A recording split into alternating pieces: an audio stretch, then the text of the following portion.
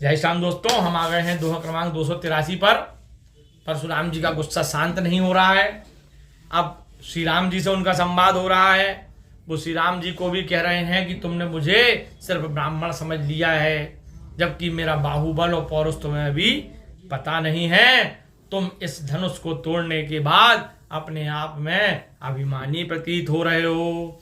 तब राम जी ने कहा कि प्रभु, आपका गुस्सा बहुत ज्यादा है और हमारी चूक बहुत छोटी सी है। हाथ से छूटते ही यह पुराना धनुष टूट गया। मैं किस चीज का अभिमान करूंगा। अब आगे तुलसीदास जी लिखते हैं, जो हमने रही विप्रबदी सत्य सुनहु भृगुनाथ, तो अस को जग सुभट जेहि भय बस ना वही मात। सियापति रामचंद्र की जय, पवन सुत हनुमान की जय।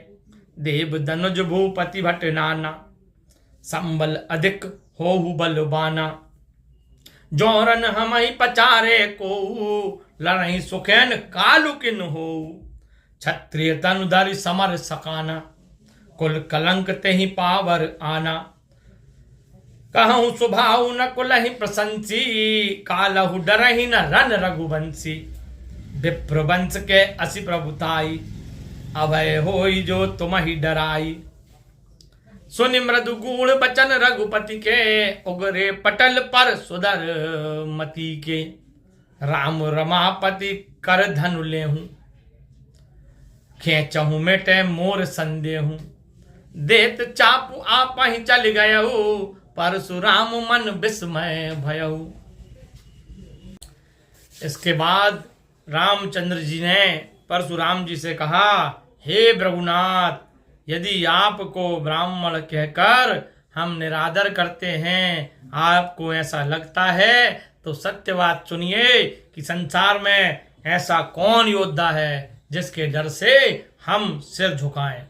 देवता, दानव, राजा और अनेक योद्धा वे चाहे बल में हमारे समान हो, चाहे हमसे अधिक बलवान हो, यदि हमको कोई रण में बुलाएगा तो वह चाहे काल ही क्यों न हो, हम उसके साथ बड़ी खुशी से युद्ध करेंगे। क्षत्रिय का शरीर धरकर युद्ध में जो डर गया, उस नीच ने अपने कुल को कलंक लगा लिया। मैं अपना स्वयं का स्वभाव कहता हूँ, अपने कुल की बड़ाई नहीं कर रहा हूँ, परंतु यह बात सत्य है कि रघुवंशी रण के मैदान में काल से भी नहीं डरते। और आप तो ब्राह्मण हैं, ब्राह्मण वंश की ऐसी प्रभुता है कि जो आपसे डरता है वह निर्भय हो जाता है।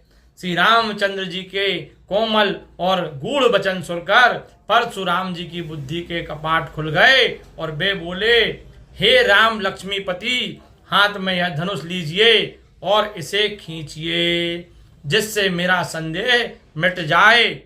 परशुराम जी ने जैसे ही रामचंद्र जी को धनुष देने लगे तो वह अपने आप ही चल गया।